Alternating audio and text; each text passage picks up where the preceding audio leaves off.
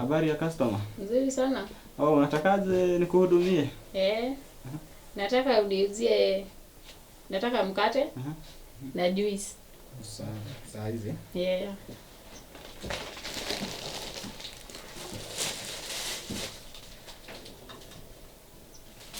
Na juice. Saa hizi? Yeah.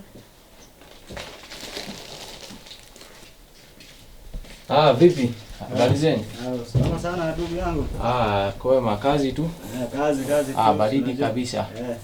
Nikusaidiaje? Nisaidie, sijui ama una juice, nisaidie na juice. Juice Chupa hiyo kubwa. Ile kubwa. Nisaidie na yogurt. Uko na spaghetti ama ido? Spaghetti. Nisaidie chupa na mafuta hiyo kubwa. Naam. Hii nyingine nakaa kama nasahau. Uko na tomato? Tomato sana sina kwa saizi. Una tomato? Sawa, shwari kabisa. Niwekee mikate mbili. Mikate mbili. Nyingine.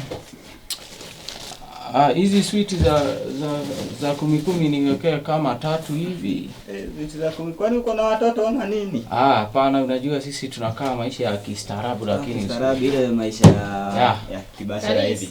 Wewe tutaonana. Sasa umesemaje kuhusu ama ni baadaye? Baadaye. Sasa. Hivyo. Sawa.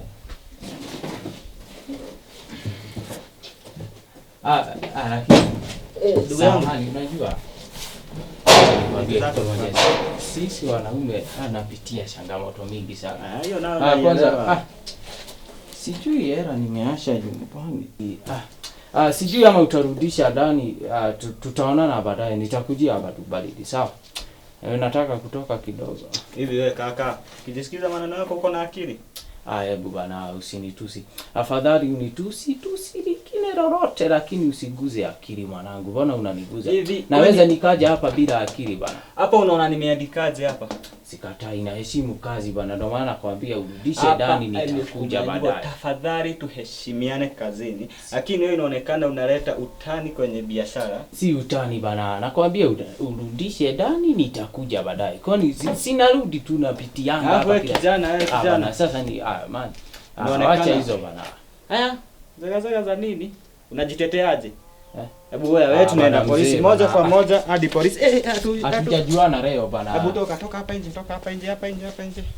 Tubishania hapa kwenye kazini. Sasa wewe moja kwa moja hadi polisi. Ama nipigie security? Hapana, usipige bana. Ama nisamehe bana.